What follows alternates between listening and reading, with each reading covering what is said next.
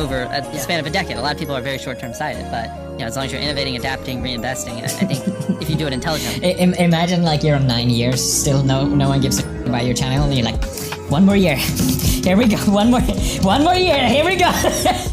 MrBeast, also known as Jimmy, the so-called king on YouTube, is apparently no longer a bloody YouTuber anymore. Jimmy has shifted his plans and wants to be an expanding brand empire. He made a massive announcement opening a flipping theme park called MrBeast's Beastland. Most people would think this is the type of thing only someone like MrBeast could pull off successfully. His theme park is a real-world attraction located in Saudi Arabia, based upon YouTube challenges. How's it going, everybody? This is crazy. I didn't expect this many people to show up to the theme park. It wasn't some bullshit like a flipping warehouse or a stage for a video shoot. The place had prizes which fans could win from doing physical challenges and playing oversized games. Physically being at MrBeast's Beastland, it felt like seeing one of his YouTube thumbnails, but in person. Some people would even think they are high on drugs being there.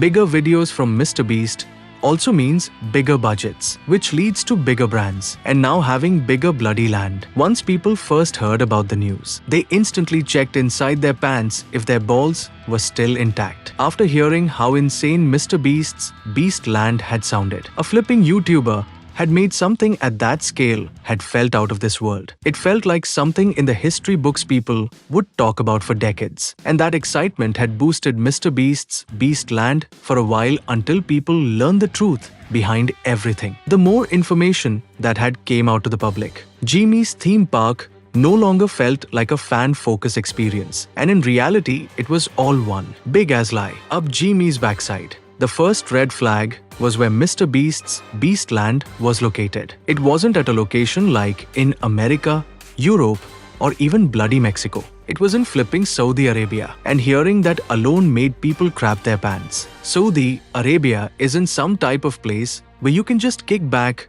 relax, and let your balls air out in the sun. It's a bloody country that runs on money, and trying to redesign their entire country with entertainment like celebrities, sports, music festivals, and partnerships. Beast's land didn't just come from Jimmy taking a big as crap on the toilet, and specifically designed to promote Saudi Arabia as a fun and exciting destination with modern culture. When MrBeast was confronted about the location being in Saudi Arabia, he gave a simple answer that came straight out of his ass, claiming that the location was easier for people around the world to come and visit. My Fatas is located in bloody India. So you're telling me if I want to visit MrBeast's land, I have to take a 10-hour flight instead of riding my goddamn scooter. But people weren't retarded and did their research, and soon found out that Beast's land was tied to a contract which was funded from the government by Saudi Arabia. It wasn't about accessibility at all, and people began to be more cautious, especially when it came to the flipping rules. One slip up and someone's ass will be in a lot of bloody problems. And in that very moment, Jimmy's creation had turned into a disturbing experience. People who were attending his amusement park were not allowed to bring professional recording equipment. Maybe Jimmy was crapping his pants about getting exposed. Also, re-entry wasn't allowed, which is bullshit, and means I can't sneak my brother Adesh into the flipping park. Guests were forced to be filmed by the organizers, and the organizers themselves has no responsibility if any injuries or deaths occur. But the worst thing out of all of this is everyone in MrBeast's Beastland has to follow Saudi Arabia's public taste laws. I'd rather have a big taste of flipping cow crap than follow all of these stupid bloody rules. Breaking any of these rules can create some serious problems like fines or landing yourself in jail, and the authorities can force you to delete any unwanted footage immediately. Posting content online like talking crap about the park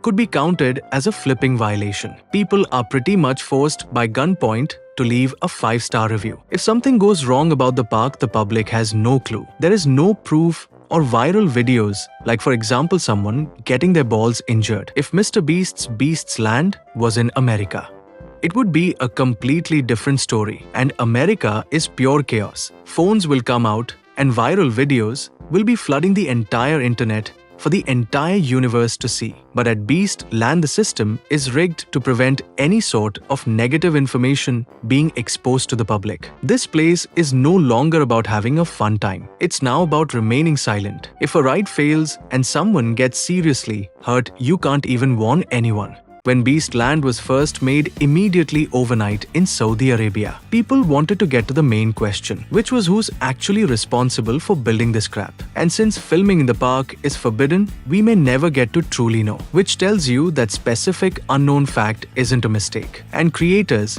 have had negative opinions about going in this direction for years now. For example, big names like Jacksepticeye has expressed his thoughts about YouTube once being a creative place to now being self-profit and promotion by all means necessary. Even Dan TDM had called out creators for promoting horrible quality products specifically aimed for kids. MrBeast is no longer just a YouTube creator anymore. He is now a business that has multiple sources of generating income and revenue, partnerships around the world, and now aligns himself with the bloody government. This is not some unicorn shit YouTuber drama or a failed gay product that had launched. This is a real-world project that can potentially put people like his own fans in dangerous situations. And whether or not this is a part of Jimmy's plan to take advantage of his beloved fans, people had already felt a shift in Jimmy's behavior. The young humble man, who at one point gave money away and putting smiles on people's faces, is now in charge of a corporate business he has built over the years. Once you reach that level of financial status and power, you no longer need to make thumbnails anymore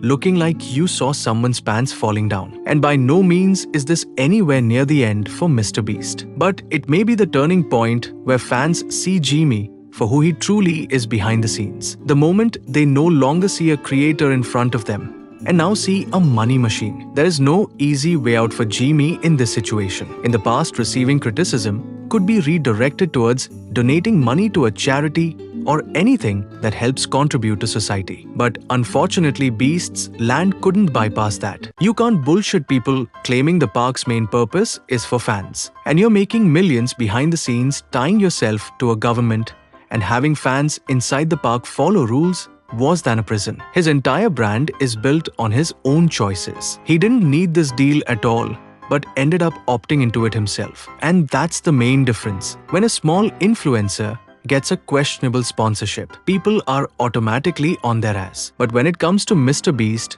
who's the most biggest mother-yucking YouTuber in the universe, signing a deal in one of the most strictest countries that exists, people end up questioning his motives. This wasn't Jimmy going broke. This was him creating a money-making machine in silence.